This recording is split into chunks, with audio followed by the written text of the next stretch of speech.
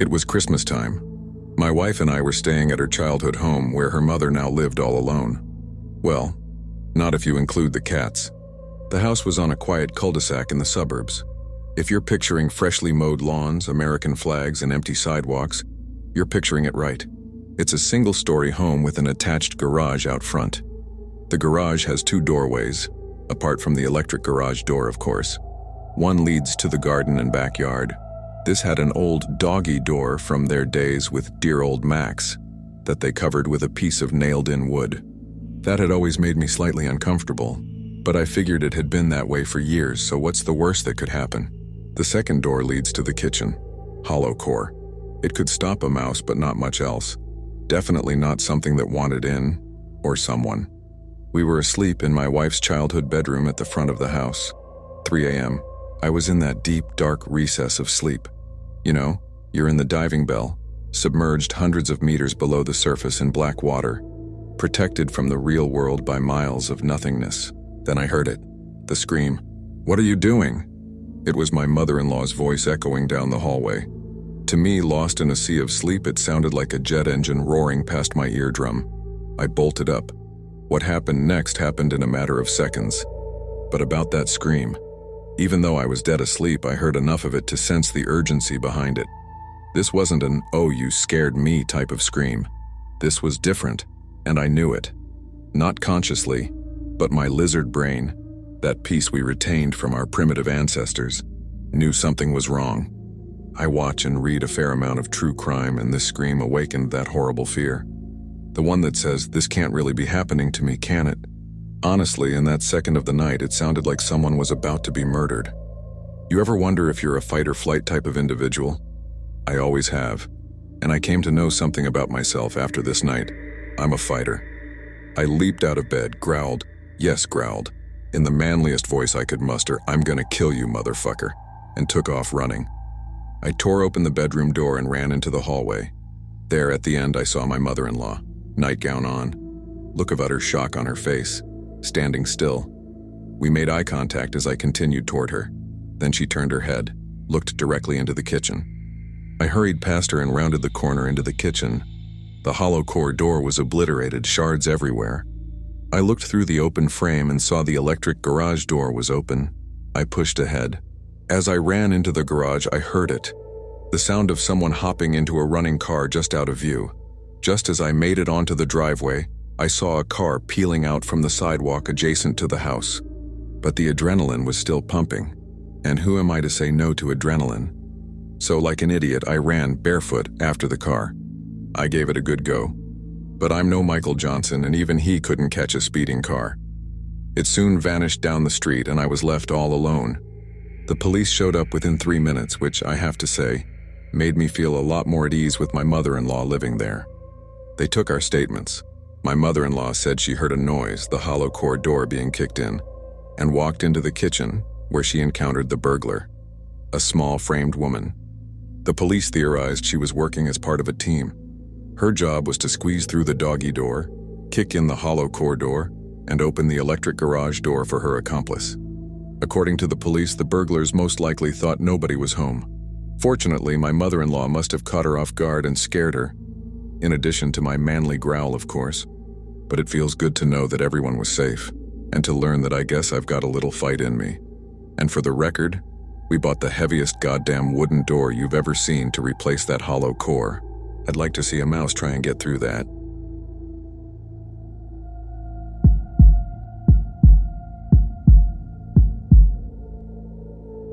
When I was growing up, my dad and I lived with my grandparents. My parents had me while they were teenagers, and my dad got full custody because he lived with my grandparents, and my mom was living with random friends, going from house to house every few weeks. I was the daughter my grandparents never had, and they doted on me. When I was 6, my grandpa passed away from cancer. This story takes place about 5 months after he passed away. This was, I believe, a Saturday, and my dad was at work. My grandma decided to take me to McDonald's for lunch, and like any 6-year-old, I was really excited.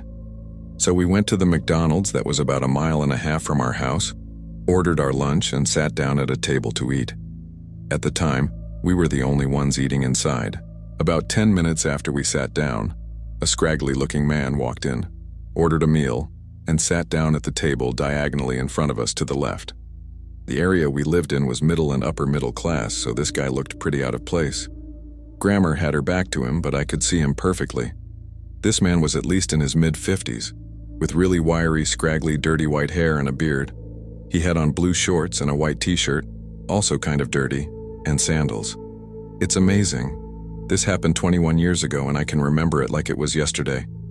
I noticed that under the table, this man had something dark pink and wrinkly on his lap, and he kept glancing at me and rubbing it every few seconds. In kindergarten, we learned about stranger danger and good touch, bad touch, and learned which parts of our body people weren't supposed to touch.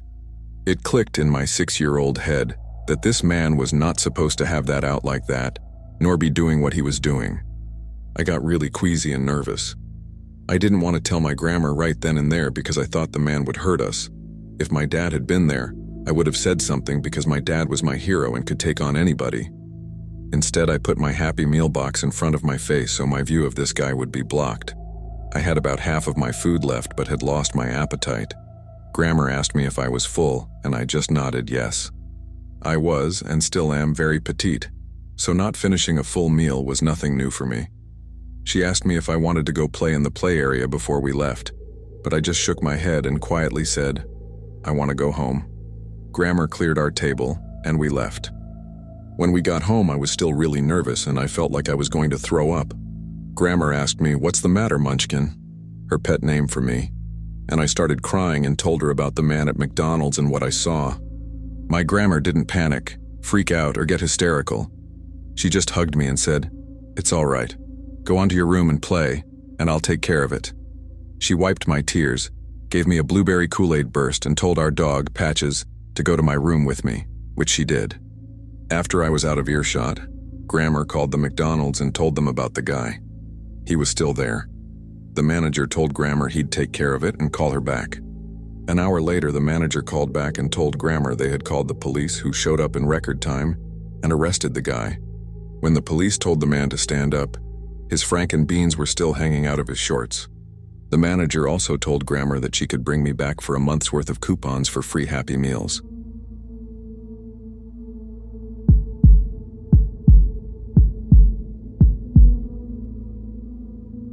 This encounter happened in the summer of 2006 when I was 20 years old. I didn't get my driver's license until January of that year, and driving opened up so many doors for me that I took a lot of solo road trips to my friends' houses in New England and the mid-Atlantic states. I also looked young for my age and was often mistaken for a high school student in my early 20s.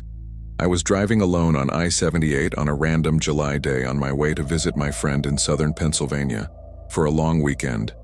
Her parents were away, and we had the house to ourselves. We were planning on drinking, hot tubbing, and watching Planet Earth Drunk. It had just come out. Maybe even running around some cornfields at night. I was so excited and had a great drive, listening to good music, and it was a beautiful day for driving. Right after I crossed the border from New Jersey into Pennsylvania, I stopped at one of the first rest stops to get gas and snacks for the last part of my drive. I've tried to figure out which rest stop this was and can't identify it, but it was a gas station with a large mini-mart. Opposite the gas station was the on-ramp back to I-78 West, and parallel to the on-ramp was a dirt road, which comes into play later. I was heading into the store when a man in his late 30s or early 40s approached me. He was a stocky guy, decently tall, I'm 5'1", wearing a plain black t-shirt and jeans with dark brown hair and a mustache. He had come out of a black pickup truck parked a few spaces away from my car. He had a super intense gaze and immediately creeped me out. He just had a crazy energy about him. I don't really get vibes from people that often, but this was so strange. He stood too close, his gaze was intensely direct and focused, and his word choice was strange. It immediately set off all my alarms. He asked if I was from the area, despite my Connecticut license plate, where I was headed, and if I knew of anything fun to do because he had plans later and time to kill beforehand. He invited me to go play mini-golf or watch a movie with him. I didn't answer any of his questions, declined his invitation to hang out, told him I didn't know the area, and walked away toward the store. I was blown away that he asked me to go somewhere with him. It was so random and uncomfortable. As I was walking away, he actually screamed, "You're gorgeous." The volume and tone made my hair stand on end. It was super aggressive and inappropriate, and he startled a family walking out of the store because it was so loud. I didn't turn around and went inside. He came into the store shortly after and was staring at me, so I went to use the bathroom and stayed there for at least 10 minutes, texting my friend about this creep. When I came out, he wasn't in the store anymore, so I took my time buying drinks and snacks, sour bright crawlers and trail mix being my obligatory road trip food, and went out to gas up my car. I was relieved his truck was gone and started thinking about the rest of my drive and getting excited to see my friend. When I pulled up to the road to get back on the highway, I heard someone persistently honking a horn and saw this creep show on the dirt road parallel to the on-ramp in his truck, honking, shouting, and waving at me to drive over to him. He was directly facing the gas station and had been waiting for me to pull up. I immediately freaked out and jumped onto the on-ramp back onto I-78. He pulled onto the highway after me, and I called my friend, extremely scared. I drove very fast and probably dangerously, and looking back, I'm lucky I didn't get into an accident, but I didn't know what to do. He didn't follow me for very long, and I think after a few exits he pulled off. My friend and I had a backup plan that if I saw his truck again, she would direct me to a police station in the next town over from her house, instead of me going directly there and potentially leading some freak to us. I didn't see the truck again and made it to my friend's house, but for the last hours of my drive I was extremely tense and anxious. I remember checking my mirrors regularly for that black pickup truck.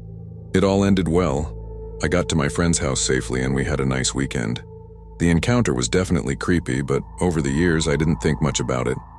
A few years ago, around 2014, I was talking with another friend who was really into serial killers and mentioned my encounter, jokingly suggesting that this was a serial killer I had met, and told her my experience. She was fascinated and wanted to Google active serial killers in the Pennsylvania area at the time. The first result was Adam Leroy Lane, and he looked almost exactly like the man I met back in 2006. Obviously, it could be my mind filling in the blanks, but the basic characteristics, 40s, tall but stocky, brown hair with a mustache, and the time and area all match. In my memory, he was a little slimmer than in the pictures, and it was 2006, not 2007, when he was actually convicted of murdering women. Still, it's an odd coincidence and one I've never forgotten.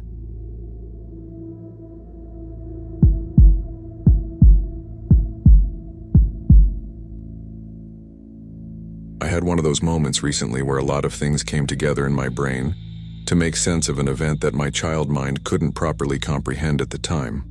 My mom was born and raised in the UK, but she is of South Asian descent, and since I'm mixed, she tried really hard to make sure I was in touch with my culture.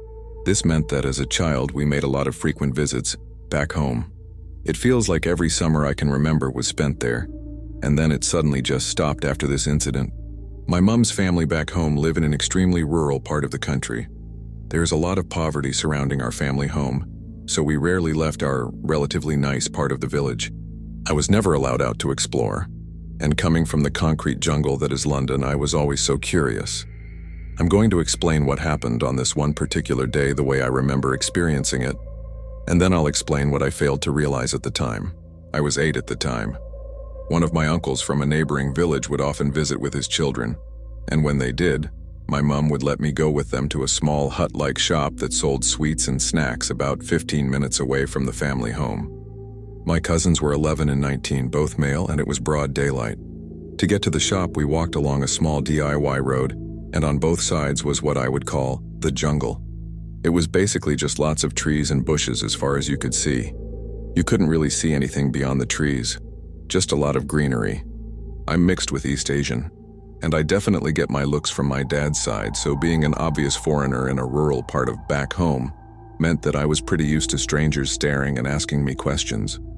I was also used to creepy men telling me I was beautiful because I have pale skin. My mom warned me about these men and made sure I knew to stay away from them.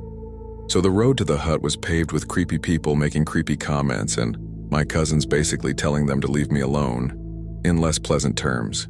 There was also a group of young guys. Some of them had motorbikes and some were just hanging around. One of them waved at me. He seemed friendly enough, and I had met so many people that my mom was convinced I must remember from last time, even though I had zero recollection of them, so I just waved back and went about my day. Once we got to the hut, we immediately started losing our self-control with the snacks. The owner was super friendly, and he let us try a bunch of the sweet mishtis he had. He also had kulfi ice cream for the first time. I distinctly remember being really excited because my mom and one of the ladies who worked as a cook both loved kulfi ice cream, so I thought it would be a nice surprise for them.